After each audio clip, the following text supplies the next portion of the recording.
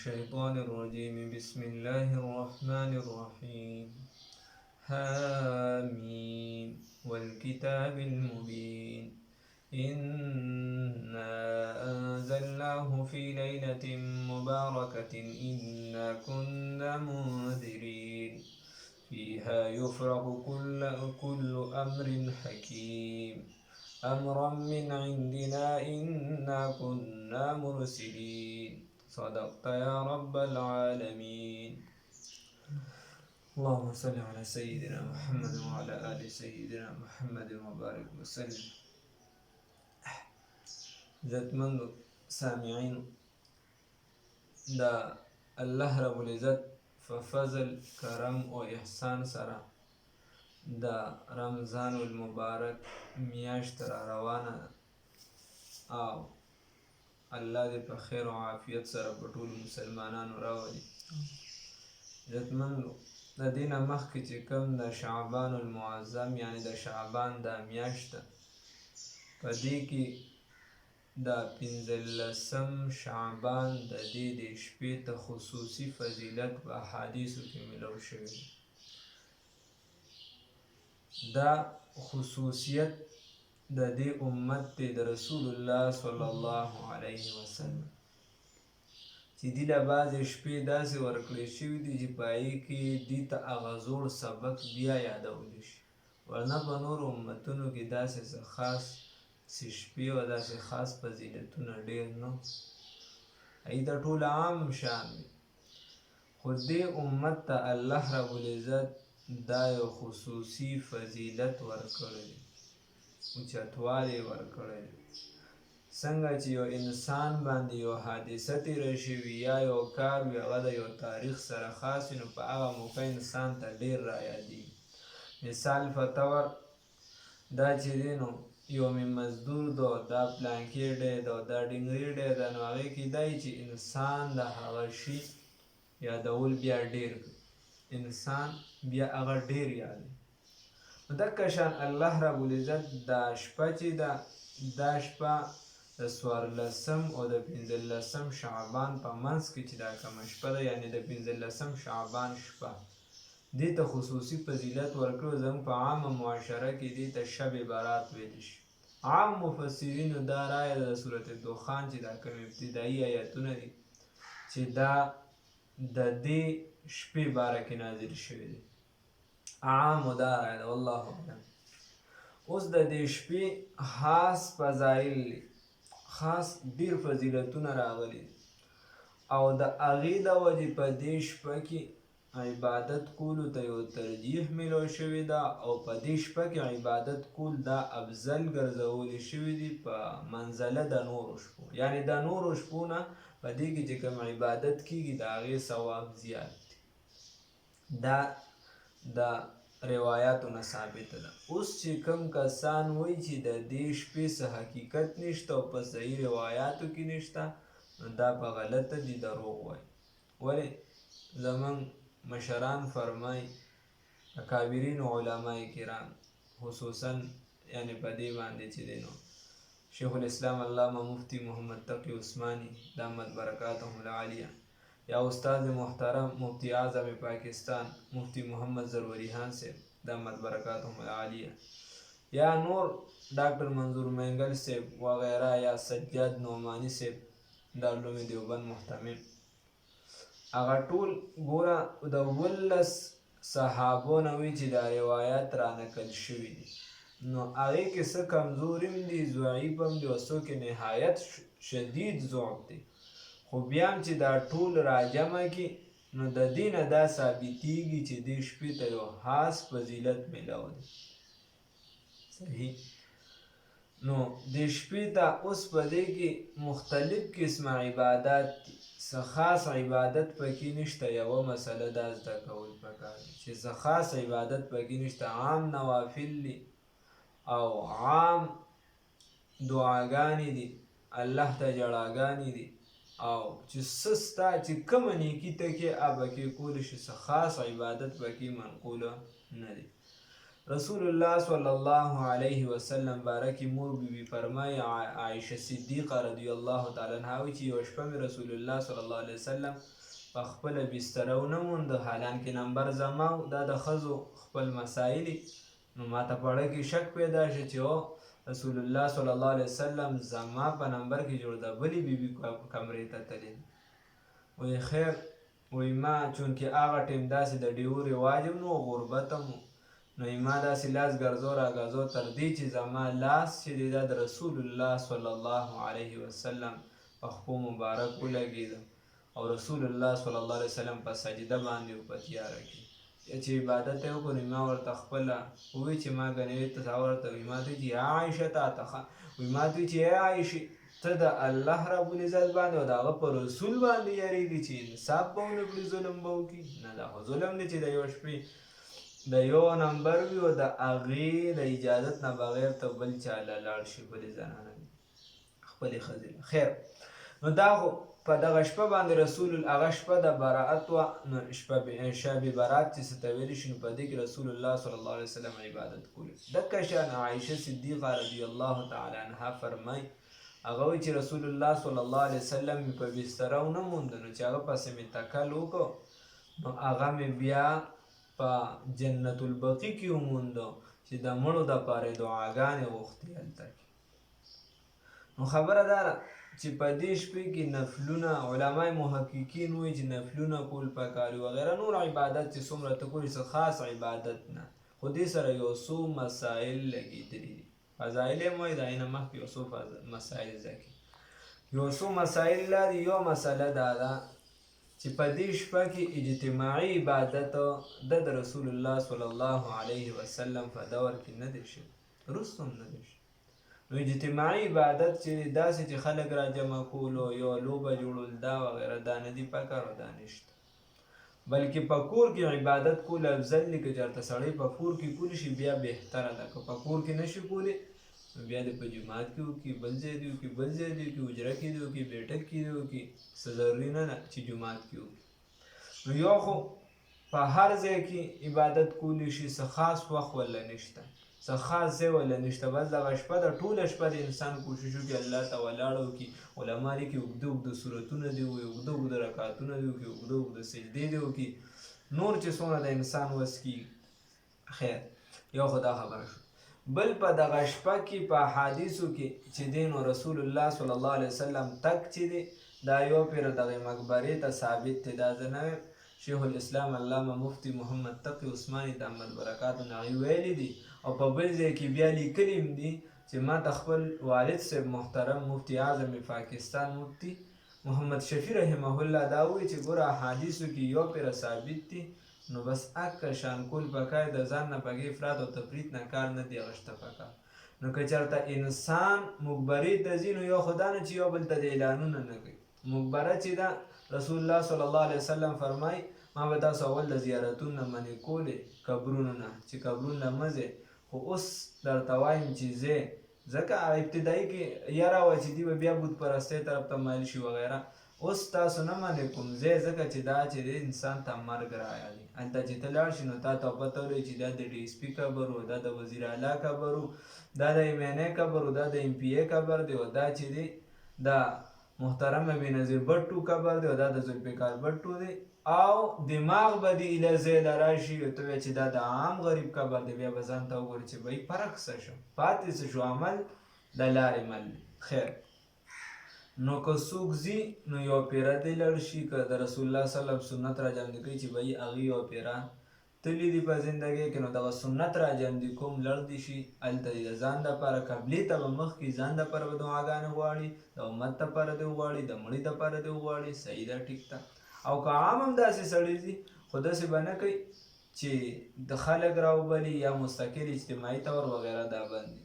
یو خو دا دوه مسایلې اهم شوې. یو دا شوه چې انسان به چې دی څه نه کوي، دا به قبرون له اجتماعي طور به عبادات وغیره نه کوي. نور هغې باندې مونږ حکم نه لاګو کوو څه دي او څه نه دي، یا ځان له کیسه ده د مفتیانو کرامو کار دی چې څه دي او څه نه دي، خو دغه شان ثابت نه دي. نو په کار نه دی چې انسان وکړي، ځان له انفرادي د عبادت وکړي. امت کې د انفرادي اعمالو زور ختم شوی، د سره عادت ختم دی چې سړی د الله رب العزت نه ځان له غوښتنه وکړي.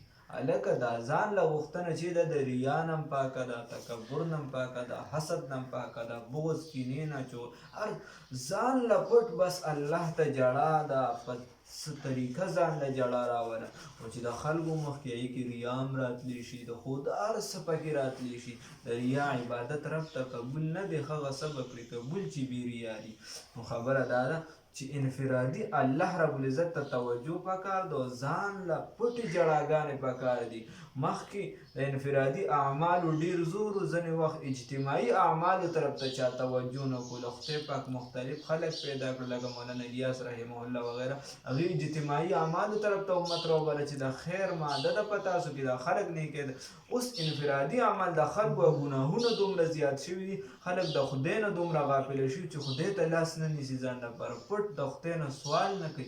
دا خو د تباهۍ منظر دی، ځان بچ کول غواړي، بیا خاص کر په دې وخت کې نو الله ته ځان له پټه پټه جړا پکار ده. یوه دا خبره.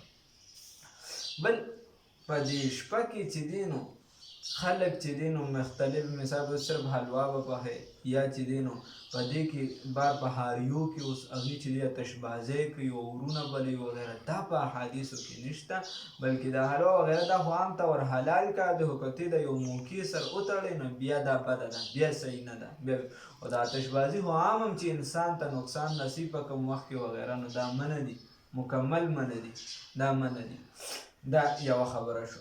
بله په دې شپه کې حدیث شریف کې راځي د بنو کلب قبیلې د چیلو برابر، دا اوس فضایل درته د دې برابر انسانانو ته بخښنه کیږي، یعنی عامو انسانانو ته بخښنه کیږي، ډېره زیاته بخښنه کیږي. الله عامه بخښنه کوي، د عامې بخښنې اعلان کوي چې موږ د دې مستحق وګرځو. حدیث شریف کې راځي د خدای د طرفه یو منادي چې هغه آواز کوي، وایي تاسو کې څوک داسې شته چې د الله نه بخښنه غواړي او الله ورته بخښنه وکړي.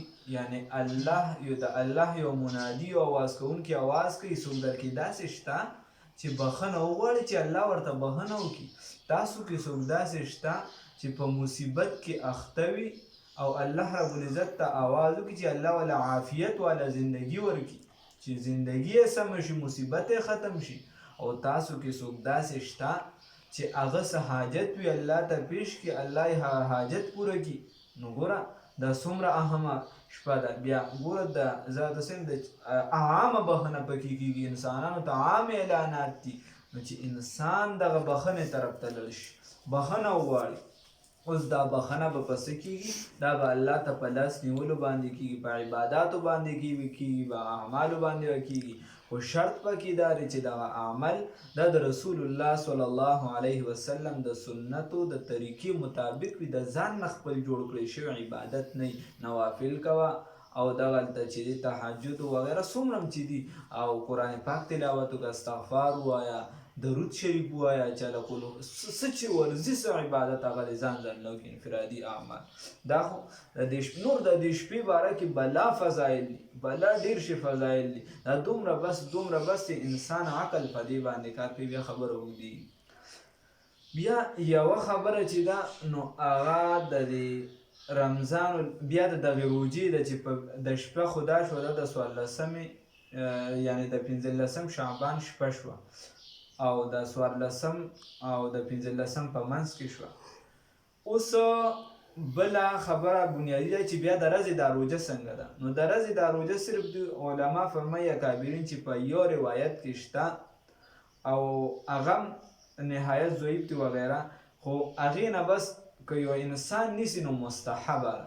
هسې هم 14 14 15 روژه نیسل پکار دي. سړی دې په دغه نیتو نیسي چې زه سنتو په نیت باندې 15 نیسي، بیا خو ډېره ښه ده، اعلی ده. نو بس دواړه به یو ځای شي، کیسه بیا اسانه شي بیا. او هسې هم که انسان نیسي بیا نو مستحب ده وغیره، انسان دې ونیسي. او دغه خبره ده. اوس په دې شپو کې بیا چې دی نو حساب کتاب کې دا حساب کتاب رجسټر حواله کېږي، او یا چې دی نو د رزق فیصلې کېږي، او یا په دې کېږي، او که په لیلة القدر کې کېږي وغیره. په دې باندې مفتي شفیع رحمه الله په معرف القرآن کې بیا اوږد بحث کړی دی. که انسان کوم علما دغې طرف ته دغه وي نو هغه دې وګوري، او هغې طرف ته دې بیا ورشي. خو دې کې بس عامه بخښنه کېږي، مغفرت کېږي، انسان د خپلو مصیبتونو د خلاصېدو سوال وکړي، انسان چې د امت لپاره سوال وکړي وغیره. خو په دې شپو کې یو څو کسان دي بالکل بدبخته، خراب، بیکاره، هغې ته په دې شپه چې دی الله رب العزت بخښنه نه کېږي، عام بخښنه اعلان کېږي او هغې ته بخښنه نه کېږي چې موږ د دغې خلکو نه ځان بچ کړو. ولې ډېره ګرانه ده که په دغه کې موږ رالو په دې شپو کې، په دې مبارک ورځو کې بیا خو کاته ګرانه. یو په هغې کې دا ده چې په زړه کې د مسلمان سره کینه بغض ساتي. الله دې معافي وکړي، موږ ټول پکې اخته یو. چې کوم بنده بغض کینه ساتي ده ته الله په دې شپه بخښنه نه کوي. دکه شان کوم بنده د مور او پلار چې دی خلاف ورزي کوي، یعنې د هغې د والدینو حقوق نه پوره کوي، د هغې نافرماني د هغه ته بخښنه نه کېږي. کوم بنده د رشته دارو سره تعلق کټ کوي هغه ته په دې شپه باندې بخښنه نه کېږي. الله دې معافي وکړي. نو څه کوو؟ او بل ورسره چې د چا پنسا یا څادر یا پرتوګ وغیره چې سمي هغه د ګیټو نه ښکته وي، الله رب العزت په دغه شپه باندې دې ته بخښنه نه کوي. رسول الله صلی الله علیه وسلم فرمایي. ګوره څومره اهمه خبره، موږ دې له سره توجه نه ورکړو چې دا د چا ګیټې پټې وي په پرتوګ کې یا لنګ کې یا څادر کې وغیره، ده ته الله رب العزت په دې شپه هم بخښنه نه کوي. نو پکار دا ده چې موږ د دې ګناهونو نه ځان بچ کړو. او حدیث شریف کې راځي چې دا ګیټې پټې وي دا څه؟ دا د تکبر علامه ده. الله رب العزت فرمایي چې الکبریا ردای، دا لویوالی خو زما څادر دی، څوک چې دا شلول غواړي زمانه یا را دننه کېده غواړي، مفهوم د حدیث بیانوم، نو زه به د ده سټ مات کړم. نو خبره دا ده چې رسول الله صلی الله علیه وسلم چې موږ ته کوم اعمال ښودي دي چې موږ هغه عف نه وکړو، یعنې د الله نه سوالونه وکړو. دغه روژه چې بیا که څوک نیسي مستحب ده، که څوک نه نیسي هم صحیح ده، نن هم که کومو کسان نیسي ښه خبره ده وغیره. د ګناهونو سوالونه د الله رب العزت نه وکړو، د نورو فضولیاتو نه ځان بچ کړو. او په دغه شپه چې څومره عبادت انسان کولی شي چې وکړي، څومره چې عبادت کولی شي وکړي. الله رب العزت دغه حدیث بیا د فرشته یا د منادي د اواز کوونکي اواز کوي، څوک داسې شته چې د الله نه بخښنه وغواړي چې الله ورته بخښنه وکړي؟ داسې څوک شته؟ یعنې دا داسې اعلانات کېږي، په دغې شپې ته خصوصي فضیلت میلاو دی، خصوصي اعلانات کېږي. داسې څوک شته چې هغه باندې څه مصیبت وي، الله نه سوال وکړي، د عافیت معامله د سره شروع شي، د عافیت زندګي ورته میلاو شي.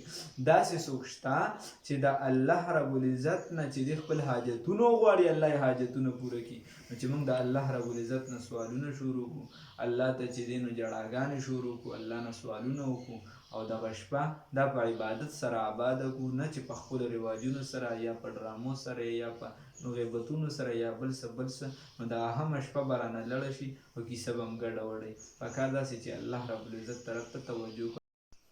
او دا خبره چې زمونږ شب بارات کله دی، دلته چې کومه فیصله رویت هلال کمیټې والا وغیره شوې ده، هغه دا ده چې نن د شروع ورځ ده، یعنې سبا د زیارت د دې دا منځه چې تر کومه شپه ده د دغې ماښام وغیره نه یا دې نه وروستو لکه ماسخوتن دغې نه ماسخوتن نه چې کومه شروع شي، نو دغه شپه ده نن او سبا د دې په منځ کې چې دا کومه شپه ده بیګانې، یعنې چې کومه شپه ده نو دغه ته مراد ده. روژه چې ده نو دا هم سبانۍ ته مراد ده، او که چا نن نیسلي پرون یې ورسره نیسلي یا سبا بیا ډېره بهتره ده.